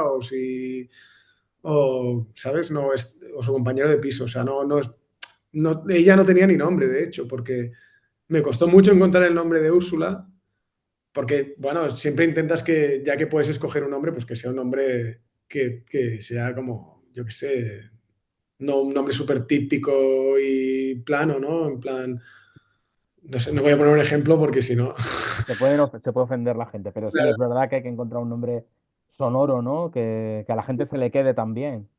claro. Bueno, mi nombre, yo que sé, que es súper normal, ¿no? Sergi, o sea, bueno, Sergio, da igual. Pero no, y entonces el nombre me vino al final, como era un poco un alter ego, y entonces pensé, hostia, mi abuela se llamaba Úrsula, no la llegué a conocer nunca, y mis padres querían que yo fuera niña y me llamara Úrsula. Entonces fue como, hostia, es perfecto, porque es como la Úrsula que nunca fui, ¿sabes? Es ella, de alguna manera. O si yo fuera tía, seguramente sería Úrsula, bueno, y me llamaría Úrsula seguro y sería ella, ¿sabes? O sea, y bueno, y los otros personajes sí que fue un poco, pues, porque necesitaba que ella hablara con alguien, ¿no? Sobre todo al principio. Entonces, siempre había como el personaje de Flavia que no hablaba porque simplemente estaba escuchando lo que ella decía. Pues hoy ya le di como un carácter reservado porque me dice, bueno, pues para que tenga un sentido que siempre está escuchando y casi nunca habla, pues le voy a dar como un carácter más reservado, pero que luego tiene como su punto de mala leche y que hable precisamente de eso, ¿no? Como de un carácter como un poco así, como esto, reservado, pero también un poco obsesivo, pero como muy cuadriculada. Ujú. Bueno, y luego pues sí que introduje la tercera amiga, que quizás es la que tiene menos importancia porque no tiene ninguna tira para ella sola, pues un poco para que a veces hubiera un poco más de grupo de gente y a veces necesitaba que no fuera solo Úrsula con otra persona. Y fue un poco así orgánico en este sentido. Aunque luego, como os he explicado antes, sí que les empecé a dar un poco más de importancia a los otros personajes. Y hay alguna tira que está Flavia con Bruna y hay tiras donde solo está Flavia y donde solo está el hermano, el Pelayo. Ujú. Ujú. Y ahora nos has dicho todos los nombres, pero los nombres de las amigas no acostumbran a aparecer en las tiras. Ya, pero es que yo no me di cuenta mucho de eso, alguien me lo dijo. Yo les puse un nombre y en algún momento se dice y ya está. pero porque yo recuerdo leerlo, ¿no? Y comentar, hostia, la amiga, he leído cómo se llamaba, ¿no? Flavia, tal, no sé qué, pero luego lo buscas por el libro y fui incapaz de dar con el nombre, ¿sabes? Pero que tienes la sensación de que lo has leído en algún momento, pero que no es lo habitual, ¿sabes? Que sí que en el universo de Linus o, ¿no? En el universo de Bush Miller, ¿no? Los personajes, o Mafalda, ¿no? Los personajes tienen el nombre y recuerdas, pero aquí tienen su carácter, tienen su idiosincrasia y su manera de reaccionar y de comportarse, pero el nombre no es algo recurrente, Mm. es algo que lo tienes tan interiorizado que ya lo das por supuesto. No, no es intencionado, la verdad es que alguien más me lo dijo y pensé, hostia, pues, o sea, no me hubiera costado nada poner más su nombre en realidad, pero bueno, Ujú. no fue intencionado, la verdad, no, no. Oye, Sergi, ¿te ha pasado esto de que te venga alguna persona de tu círculo, ¿no? Y te diga, esto que has puesto es por mí, ¿no? O No, por algo que te conté, no, ¿no? no, porque realmente no me he basado en nadie más que en mí mismo para Mm, hacer las cosas o en cosas que se me han ocurrido, ni siquiera son cosas que me han pasado a mí a veces. Pero no, no. Y sí que la gente me dice que se siente identificada, pero realmente no está basado en nadie y nadie mm. dice, hostia, esto me lo has Soy yo. copiado de mí, en plan. No. Quizá alguien alguna vez me ha dado alguna idea para alguna tira como que estamos hablando y, hostia, esto es idea muy bien. Y pienso, bueno, pues a lo mejor lo transformo y tal, Ujú, pero es lo único, ¿eh? No. Mm. Es ujú, estrictamente ficción, ¿no? Entonces, Sí, sí, sí. Yo todo lo que hago siempre es ficción. No, nunca he hecho nada autobiográfico. Lo que pasa es que supongo que todos los autores cuando hacen ficción ponen elementos autobiográficos o maneras de pensar, ¿no? Porque, bueno, tampoco cambiará tanto de una persona a otra, ¿no? Todos somos al final un mm, poco, estamos hechos igual, ¿no? Un poco, no sé. sí, sí, sí. Bueno, sobre todo yo creo que el libro refleja muy bien cierto ambiente profesional, ¿no? También bueno, es verdad que ya pues eso es autónoma, freelance, entonces como que sí que hay cosas de la vida cotidiana que son muy específicas de esa manera de ganarse la vida, ¿no? Pues a lo mejor que trabajas mucho, pero al mismo tiempo tienes cierta flexibilidad, ¿no? Porque no tienes un horario de oficina, etcétera. Y yo creo que eso sí que se ve reflejado, igual que afecta todo lo que decíamos antes, ¿no? De la generación y tal. Quiero decir que igual, pues, una persona que tenga una vida totalmente diferente a lo que se ve aquí, con otra rutina, o con hijos o hijas también, ¿no? Que es otra cosa que debe de cambiar muchísimo la vida. Bueno, Marc nos lo puede decir, ujú. que es el único aquí que tiene la experiencia de primera mano. Pero si compartes un poco estos ejes, ¿no? Yo creo que es como un retrato totalmente realista, ¿no? Aunque sea ficción. Sí, supongo que hay cosas que igual son más inconscientes, pero sí, claro, o sea, a lo mejor es generacional de autónomos solo, ¿no? Al final. Lo podríais vender así, ¿no? El cómic que todo autónomo tiene que leer. Exacto. Ah, sí, y claro, supongo que muchas cosas son inconscientes y otras sí son más buscadas. Pero claro, sí, sí. Claro, hay ese paralelismo, ¿no? Entre que ella es traductora freelance, quiere escribir un libro y yo soy diseñador gráfico y quiero hacer un cómic, pero bueno, la diferencia es como que ella como que le cuesta mucho, y en cambio yo siempre que he intentado hacer un proyecto he ido para adelante y será mejor o peor, pero yo como que llevo al final todo lo que empiezo, ¿sabes? O prácticamente todo. Muy pocas cosas he descartado y páginas poquísimas también. Es que tengo tan poco tiempo que pienso, no voy a quitarlo, ¿sabes? O sea, de la sangre extraña me acuerdo que quité una porque no me gustaba nada y era una que había presentado como en el proyecto este o sea, en el concurso. Ujú. Y es la única página que quité. Y en Úrsula no quité ninguna. Estuve a punto de quitar alguna, pero mira, más que quitarlas, lo que hacía era como justificar esa página con tres más, ¿sabes? O sea, en plan, intentando darle como más coherencia. Ir un poco a tiro hecho, ¿no? Porque, bueno, es que si no, claro, si encima que tienes poco tiempo, dudas mucho, necesitas como reelaborar o vuelves hacia atrás, es verdad que es imposible. Sí, a mí me da mucha envidia la gente que dice, mira, este proyecto al final no, porque, bueno, pues claro, si te lo puedes permitir entre comillas, porque tienes tiempo como para empezar otra cosa y no estar 7 años sin sacar un libro, porque claro, yo desde que salió La Sangre Extraña hasta que ha salido Úrsula han pasado 6 años. Ujú. Claro, porque, bueno, porque los 2 primeros años tuve mucho trabajo. Bueno, el primer año hice algún fanzine, luego tuve mucho trabajo, luego he estado haciendo cosas de ilustración como freelance, que yo no soy ilustrador, pero a veces me encargan, pues, esto, algún cómic, algún póster, y claro, cuando hago algo así, eso ya igual me bloquea 2 o 3 semanas. Claro, entonces voy muy lento.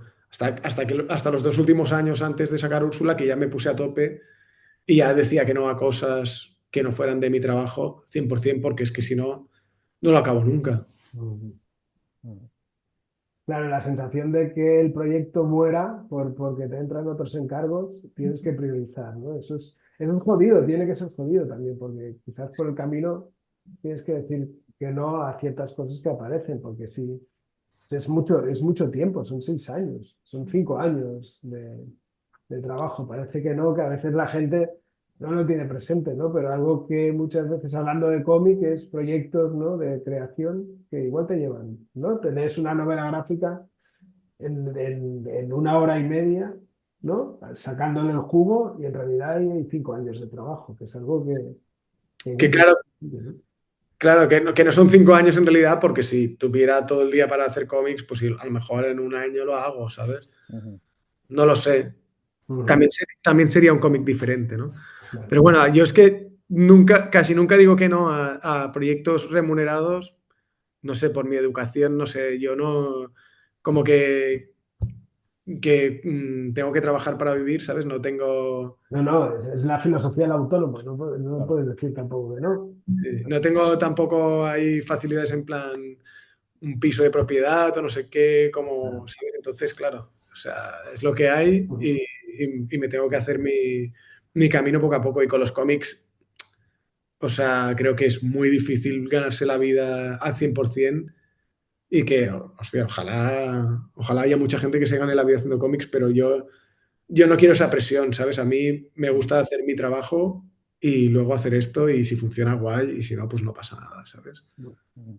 Yo te quería preguntar, Seri, igual es muy loco, ¿eh? Pero no sé, con la recepción de Úrsula, personaje, ¿no? Igual que Cornelius tiene esa plasticidad y tiene esa posibilidad de ser trasladada a otro lenguaje, y pienso en el mundo de la animación. No sé si es eso algo que te has planteado, se te ha pasado por la cabeza, o alguien te haya venido con la idea de, oye, Úrsula podría dar para algún corto animado, para alguna serie. No sé si ha habido por ahí algún Nadie, planteo. de momento, o sea, la idea sí que alguien me la ha dicho y tal, y a mí me encantaría, pero claro, si ya no tengo poco tiempo para hacer los cómics, ya meterme en eso, es que me encantaría, ¿eh? Y creo que podría funcionar además, ¿no? Pero bueno, si alguien algún día se anima, pues que lo haga. Yo no voy a decir que no. Y yo puedo implicarme y tal, pero es que yo no sé animar, entonces, o sea, puedo hacer cosas súper básicas, pero no, ahora no me voy a poner a aprender a animar porque, claro, es que Martorice se dedica a eso, ¿sabes? Ujú. Entonces, claro, es súper lógico que él coja su personaje y haga un corto o un largo, lo que sea. Y aparte que, bueno, que es súper potente, ¿no? Cornelius. Claro, no sé, Úrsula, es que supongo que podría funcionar, pero tendría que cogerle las riendas otra persona, no yo. Ujú. Pero vamos, sí, sí, me encantaría. Ujú. Oye, Sergi, a mí me gustaría preguntarte también, bueno, no sé si te apetece hablar de esa faceta de tu trabajo, ¿no? Pero ha ido como sobrevolando todo el rato tu trabajo que te da de comer, que es el diseño gráfico, la rotulación y demás.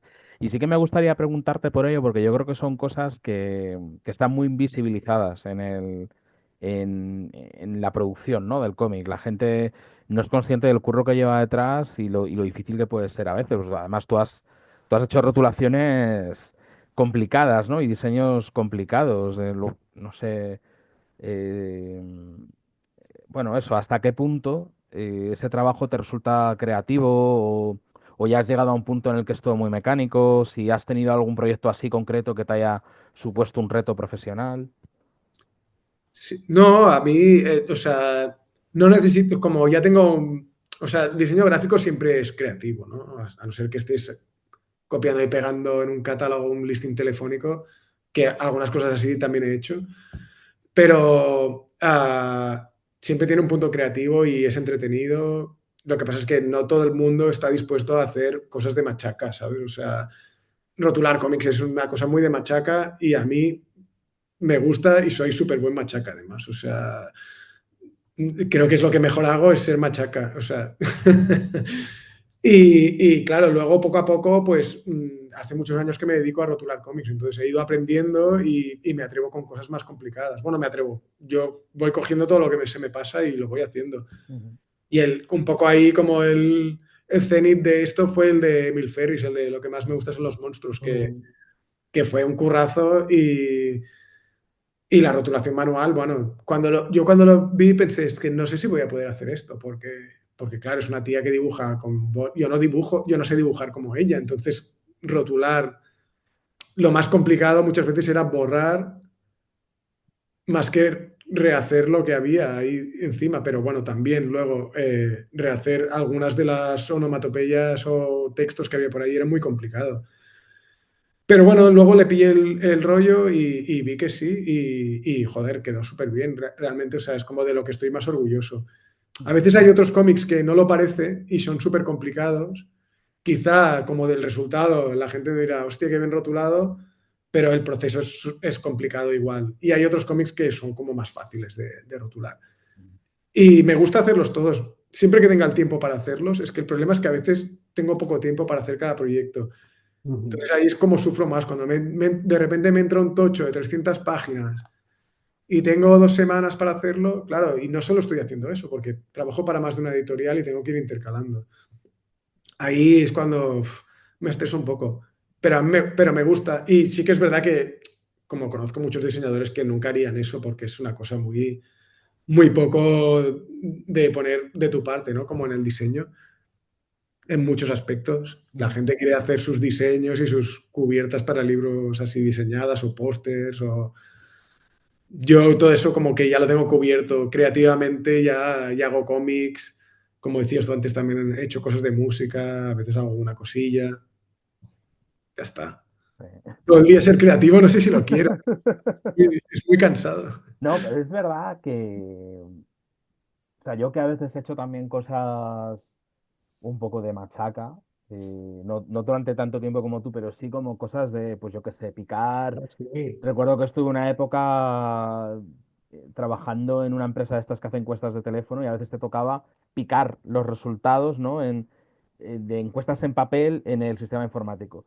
Y, joder, yo, a lo mejor para hacerlo durante todo el tiempo no, porque te acabas rayando, pero durante un rato me resultaba hasta terapéutico, porque no piensas. O sea, tú Sí, estás ahí, pim, pim, pim, pim, pim, pim, automatizando, y tiene un punto ahí como de apagar un poco el ruido mental que tenemos todos los que nos dedicamos a cosas, pues eso, que implican un trabajo intelectual, tomar decisiones, pensar cosas nuevas, que sí, jo, es curioso eso, cómo funciona.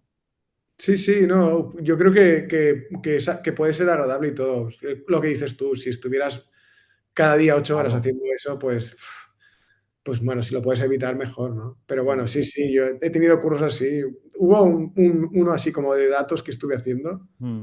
hace muchos años, hace como pues 20 años, ahora mismo hace, Sí, lo mío también, justo 20 años hace que estuve haciendo pero que eso. era una locura, era como un catálogo de como de 3.000 páginas. No me acuerdo bien, bien ni de qué era algo farmacéutico, creo. Entonces, claro, era copiar y pegar, pero luego había que ir metiendo estilos de columnas, de jerarquías y tal. Y eran como esto, horas y horas y horas de ir haciendo pim, pim, estilo tal, estilo cual. Bueno, no estaba mal pagado tampoco, además. Bueno, no sé. Mm. Luego otra cosa que yo creo que pasa con la rotulación, al hilo de lo que decías, ¿no? De que luego a la gente lo ve y a lo mejor pues tampoco lo valora. Yo creo que es una cosa que si está bien hecha no se nota, la gente lo lee y ya está, pero si está mal hecha se nota un montón. O O sea, cuando tú ves una rotulación hecha sin cuidado, pues que no se respeta bien el tracking en el texto, o que no está bien centrado en el bocadillo, son todo cosas muy disruptivas, ¿no? En la lectura. Estás leyendo y es como, no han tenido cuidado con esto. Y, jo, es verdad, a mí me da un poco de rabia por eso, ¿no? Porque la gente que cuidáis todo esto y lo hacéis bien, pues luego la gente lo lee y le parece lo normal, pero detrás hay trabajo y detrás hay sobre todo mucho mimo, ¿no? A lo que se hace. Sí, yo ya antes de dedicarme a esto, había dejado de comprarme algún cómic Mm. por lo mal rotulado que estaba. Ese de Bizarre Comics, Uf, creo que, ¿te acuerdas? sí, Que era como De Planeta de Agustín, de ¿no? Eso sí, Planeta. sí. que era como de superhéroes, como, pero hechos por autores indies, así, Sí. ¿no? Sí, sí. Hostia, no me lo compré por eso, tío, porque es que O- era como, a cada tipografía era como una aberración peor, era como, hostia, ¿Cuál fue el de Daniel Klaus que publicaron con la Comic Sans? ¿Fue Icehaven? ¿qué Ice dices? Haven, creo, ¿En serio? Hostia, no me creo que acordaba. sí. Sí, creo recordar que fue Icehaven, sí, que lo Sí. sacaron en una primera edición hace un montón de tiempo, lo sacaron con esa tipo y claro, Mm. Es que era... yo lo tengo en Yo también inglés, lo tengo en inglés, Mm, pero sí, no, sí. no lo vi. Hostia. Mm. Guau, que vaya delito, ¿eh? Pero bueno, sí. sí que es verdad que yo cuando rotulo cosas, casi siempre, muchas veces el autor como que Te les dice... pasa, ¿no? Te pasan la No, tipografía. no. Bueno, No. eso a veces también, ¿no? Pero iba a decir que me han felicitado muchas Ah, veces qué y guay. eso mola, ¿no? Y luego mucha gente siempre me lo dice en plan, joder, es que está súper bien rotulado, no sé qué. Y entonces, como que yo me siento recompensado en ese sentido y Claro, los editores siempre me lo dicen, muy bien, tal, trabajas bien, tal, no sé qué. Bueno, es que me gusta hacerlo y entonces sé que la mayoría de diseñadores no querrían hacer eso, ¿sabes? Y entonces, pero a mí es que me encanta. Es que es un trabajo como pesado, ¿eh? O sea, puede ser pesado, pero bueno, sí, como a nosotros tres que nos flipan los cómics, hacer algo relacionado con los cómics ya es como una alegría, ¿no? sí, sí, sí, Sí, además el rotulado forma parte del dibujo. Si es que eso como lectores, como aficionados al cómic, lo tenemos bien claro. presente y además el resultado antes hablabas de Emil Ferris, pero no hace falta ir a Emil Ferris, hay mil, ¿no? Y claro, y el Emil Ferris es que es capital, o sea, ese tipo, si la rompes, es que no, en la experiencia de la lectura es otra, te saca directamente. Mm. Pero bueno. Igual que Sí, lo de las... Ay, perdona, Sergi. no, que va, que va. Sí, era una anécdota, ¿no? Es que con el de Emil Ferris, o sea, es una tipografía, evidentemente, lo Ujú. que es la relación del cuerpo de texto general. Pero a la tipografía esta, luego o sea, porque este cómic lo maqueté entero, pero luego pasó a un estudio, porque con los editores vieron que era demasiado curro para una sola persona. Entonces ya cuando hice la primera maquetación ya lo cogí a un estudio y él quería como que el editor como que cada letra tuviera como una pequeña distorsión para que fuera más manual. Ujú. Esto ya lo hizo el estudio. Ujú, Y ya el segundo tomo, de hecho, ya lo maquetó el estudio y yo solo hice las rotulaciones complicadas, manuales. ujú. Lo cual fue el mejor formato, ¿eh? Porque es que realmente yo soy una persona. Entonces, a veces cuando me pasan un proyecto muy grande, realmente tiene sentido que lo haga un estudio y no hacerlo yo todo entero. El formato ese es perfecto en realidad. Mm. No, yo lo que iba a comentar, que luego está todo ese tema de adaptación de textos diegéticos, digamos, ¿no? Que pueden aparecer en viñetas, pues en rótulos, en carteles, cosas así, y luego las onomatopeyas, que ya requieren una intervención en el propio dibujo, y que, jo, eso ya es una responsabilidad también, claro, porque ya no es estoy adaptando esto para otro mercado, sino que estoy interviniendo en la obra de otros autores. Y yo no sé, claro, eso ahora ya, bueno, es parte de tu trabajo y de tu rutina, pero me imagino que te habrás encontrado con momentos de dificultad por un lado y por otro de responsabilidad, ¿no? De que te imponga decir, hostia, yo estoy tocando el dibujo de X, de quien sea, ¿no? Y ver a ver cómo lo haces. Es que yo muchas veces no estoy tan a favor de que eso pase, Mm, porque realmente, y con APA cuando hemos traducido cosas, intentamos como tocar lo mínimo, porque es como, es una onomatopeya que, vale, está en inglés, pero se puede entender, mm, ¿no? O sea, ya está, ¿no? No hace falta que si pone boom con dos O's, que la pongamos con una U, ¿sabes? Pero las editoriales normalmente sí que quieren traducirlo todo. Entonces ya está fuera de mi decisión. Yo mm, lo hago que quede lo más clavado posible. Y cada cómic también es un mundo, porque hay cómics que están más cuidados que otros, algunos vienen con las onomatopeyas en una capa diferente, otros hay que borrarlo. Entonces, claro, depende mucho. Pero bueno, la cúpula siempre se había hecho así, que ponían la traducción con un asterisco. Es que para mí eso es perfecto. Pero claro, nunca hay una fórmula perfecta, porque si todo un cómic son onomatopeyas, no vas a estar poniendo asteriscos en todas partes, ¿no? Claro, si todo rotulación manual, al final para eso te lo pillas en inglés. Bueno, ya me entiendes, ¿no? Como que, bueno, que no hay una fórmula exacta que funcione para todos, ¿no? Y, por ejemplo, con el manga sí que se hace mucho, que cuando, como hay tantas onomatopeyas que cruzan el dibujo en la página entera y no están en capas, se pone un asterisco y se pone la traducción. Es que no hay otra manera de hacerlo y tampoco hay otra manera de leerlo porque ¿quién lee japonés, no? Luego todo el cuerpo de texto sí que está puesto traducido, evidentemente, y esto, pues las onomatopeyas se ponen en pequeñito al lado de la onomatopeya grande y ya está, ¿no? Y funciona bien. Al final son convenciones también, ¿no? Es a lo que se acostumbra la gente, es lo que dices. Hombre, hay cosas ya muy locas, ¿no? Estoy pensando, por ejemplo, en un título de capítulo, me parece que era de mi amigo Dahmer, de Death Badger, que Sí, el título estaba hecho con ropa sucia que estaba como tirada por el suelo de la habitación. Y entonces, claro, eso, adaptarlo implicaba pues ir como capturando pequeños elementos. Había alguna letra que se podía utilizar tal cual, pero hacía falta crear letras nuevas. Y los que hicieron eso, yo creo que fueron, no sé si eso lo hizo Manuel Bartual o Alba Dietlen, pero, o los dos, uno como maquetador, la otra como rotulista, no recuerdo. Pero recuerdo que lo explicaron en un hilo en Twitter en tiempos y, hostia, es que eso, claro, ya son cosas como muy locas, ¿no? Que además es una cosa muy específica del cómic. Yo tengo amigos que maquetan y diseñan libros. Claro, cuando les cuentas o les explicas el tema del cómic, dicen, uy, va, pues es que esto, claro, yo no sabría cómo hacerlo, ¿no? Ya requiere también conocimientos de dibujo, en el fondo, muchas veces. sí. No, y muchas veces se le acaba pidiendo al autor que adapte alguna cosa, ¿eh? Si es así Mm, como si intervienes tanto, sobre todo hay que preguntárselo porque a lo mejor no quiere que claro, tú rehagas su dibujo, ¿no? Claro. Pero bueno, ahora ya es que como poco a poco he ido rotulando cosas para autores que me molan, como que me han molado siempre, en plan, ya he rotulado para tantos que poco a poco piensas, hostia, no que, no, como que no como pierdes el respeto por el tema, pero es como que, bueno, ya es lo que hay, ¿no? Y bueno, es lo que decías, yo me lo paso bien. pues No sí. sé qué quería decir ahora, no me acuerdo. Bueno, es igual.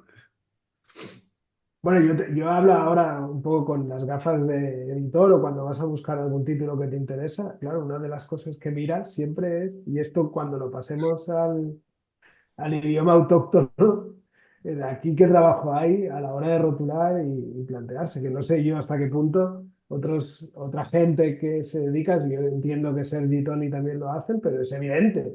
Cuando miras un trabajo que te interesa, lo primero que miras es el trabajo que va a haber luego de adaptar toda esa rotulación, si hay una tipo, si ese autor tiene una tipo, Sí. ¿no? Todo eso es un trabajo que hay De ahí, traducción también, ¿no? Porque de no, ahí traducción, también hay un evidentemente. tiempo y un esfuerzo. Claro, la traducción es otro elemento que si funciona no lo notas, pero si hay una Total. mala traducción, te saca el tebeo a cada página. O sea, es pam, pam, pam. Las malas traducciones son terribles.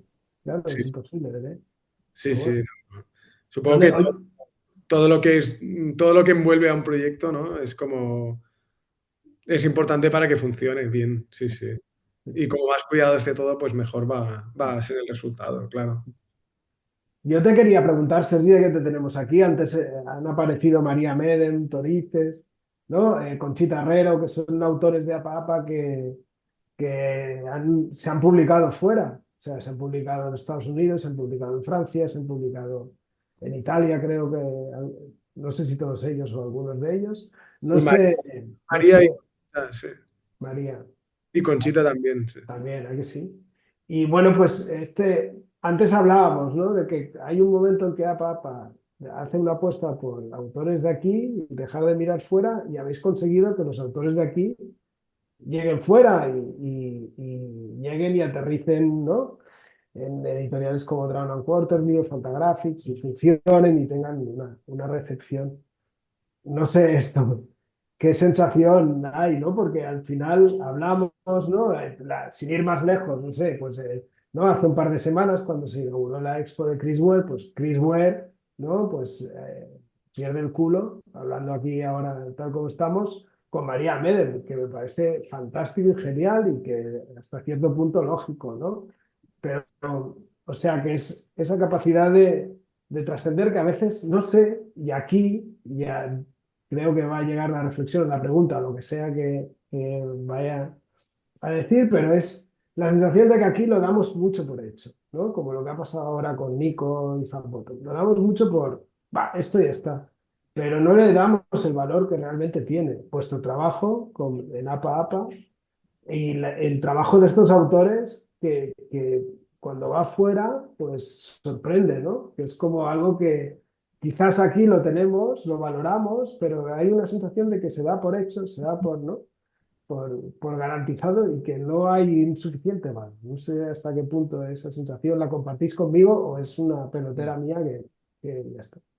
Sí, sí, totalmente, ¿no? Y, joder, que se están haciendo cosas aquí a nivel nacional como que son muy potentes y de cómic además, ¿no? Porque hay ilustradores muy guays como en todo el mundo, pero como haciendo cómics tan interesantes, hostia, a veces cuesta encontrar cosas, ¿no? Bueno, es que quizá es como muy difícil ser objetivo cuando es algo que te rodea y de tan cerca.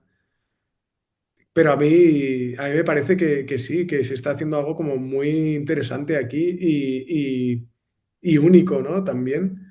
Claro, nosotros cuando vendemos derechos fuera es como una sensación muy guay, porque económicamente quizá no es una gran aportación, pero bueno, es muy gratificante pues por todo el curro que llevamos haciendo durante tantos años y aparte que es lo mismo, que es un hobby también, ¿no?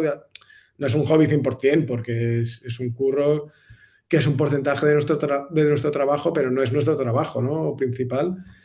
Y, y hostia, sí, ¿no? Está siendo algo muy guay todo en general.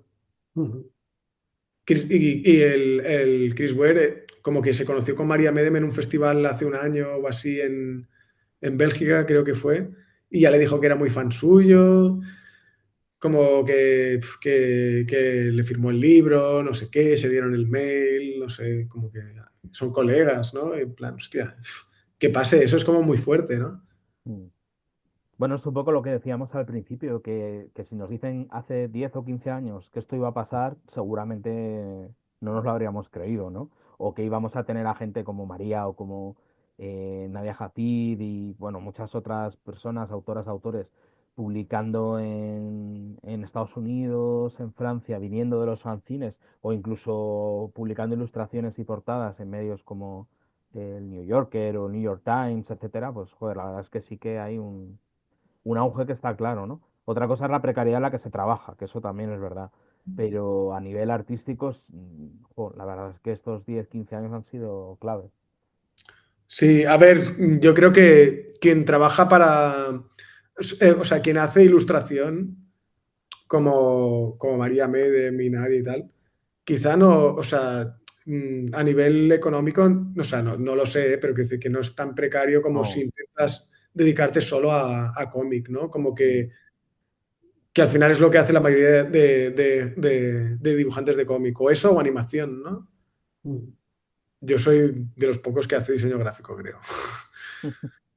Pero bueno, sí, y aparte lo guay de todo esto es que como que todos somos como colegas, o sea, como que es guay que somos, yo soy súper amigo de María y de Marc y de Nadia y de Conchita, Roberta, bueno, no sé, me voy a dejar gente y luego es peor, pero como mm, de Andrés Magán, ¿no? Somos súper amigos, es como un momento muy guay en este sentido. sí, sí, total. Pues nada, no sé si nos dejamos algo en el tintero. Llevamos ya un rato y además, Marc, importante, no hemos llegado al momento bajón que llega en toda Resma. Entonces, ¿No? igual está bien dejarlo aquí antes de que llegue, ¿no? Porque ha sido todo como muy guay, ¿no? Todo muy Sí, casi, positivo. casi no me he quedado en blanco en ningún momento. Es que yo hablando así como en público, Nada, pero aquí como Bueno, no hay nadie, que estamos solo nosotros tres, pues... claro. No, pero De mo- te lo imaginas que luego va a haber gente escuchando. pero Ah, la bueno, gente ya lo va a escuchar, ya no está, no estaba claro, aquí no te está mirando ahora, ¿no? Con los No, ojos. Ujú. en Pues, realidad. pues nada, Mar, lo que sí que podemos hacer es a lo mejor dar información, ¿no? De lo que se viene, que lo has dicho antes al principio, pero igual Sí, podemos dar la lo hemos exclusiva lanzado. aquí. Bueno, pues se viene una charla, una resma en directo, directo diferido, con conexión, ¿no? Ujú. Conexión Madrid-Barcelona, coincidiendo con el Guter, que es el 2-3 de mayo. El 3 de mayo, que es un sábado a las 4 de la tarde, charla en el Guter con El nombre del momento. el hombre del momento, que es Nico Bottom. Y nada, será. De hecho, tenía que ser, ¿no? Esta Resma 50 tenía que ser la de Nico, que la tuvimos que posponer por A o por Básicamente B. porque yo me moría con la tos que tenía, que arrastré un mes y medio y no podía Exacto. hablar 3 palabras seguidas sin toser. Pero bueno, y nada, le cedemos en la charla 50 a Sergi Puyol, que no es moco de pavo tampoco, hay que Hombre, decirlo. ¿Eh? Bueno, Y nada, y el 51 pues nada, en 10 días en o 10 días cuando... desde que estamos grabando esto, hay que decir Mm, que tampoco va a haber mucha diferencia, ¿no? Porque has dicho que va a ser en directo diferido, bueno, ni que hiciéramos mucha edición de, de los programas que no, grabamos, o nada, sea, pero va a ser igual. lo La ponéis única ahí, tal ¿Cómo? cual, que lo ponéis tal cual, ¿no? Sale y ya Sí, sí, está. sí, le ponemos la cortinilla y ya está. y ya está. Entonces, básicamente va a ser igual, pero con público. Pero bueno, Exacto.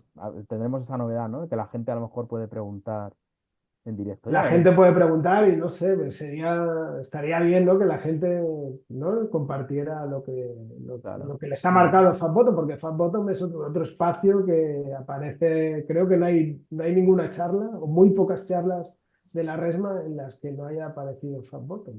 Ya. Seguro. Sí, sí, sí. Muy pocas, poquísimas. Y de lo que ahí se cuece, ¿no? Y de lo que ahí acontece, ¿no? Donde estos amigos se pueden encontrar y que no solo es el único espacio, pero sí que es un espacio de encuentro, Ujú. de Total. creación. Bueno, Sí, pues eso total. pasará el día 3 y nada, Sergi, muchísimas gracias por este rato que hemos echado. Ha sido Bueno, súper guay. sí, sí, muchas gracias a vosotros. Espero que no haya sido muy aburrido. No, No, en para nada, yo absoluto. creo que es súper interesante y a la gente le va a gustar. Y nada, como hacemos siempre también a la gente que nos está escuchando, Locuritas de Úrsula, La Sangre Extraña también, Cárcel de Amor. Y ya para usuarios premium, que rebusquen por ahí, que seguro que en algún sitio quedan copias de algunos de tus fanzines. Seguro que en FatBottom hay. Mm, Los del seguro. diamante, creo que... No, pero ahora me estoy empezando con el siguiente, del Ah, diamante. mira. Pues Sí, mira, oye, lo Muy dejamos ahí bien. en primicia. sí, pero bueno, de aquí a que salga. Bueno, En un pues plazo de 5 años lo tendremos. Antes. No, los fanzines no tarda tanto. Joder. bueno, pues quedamos ahí a la espera de esa nueva entrega y lo dicho, muchas gracias y nos vemos pronto en ese Gutterfest. Gracias a todos y a todas, como siempre.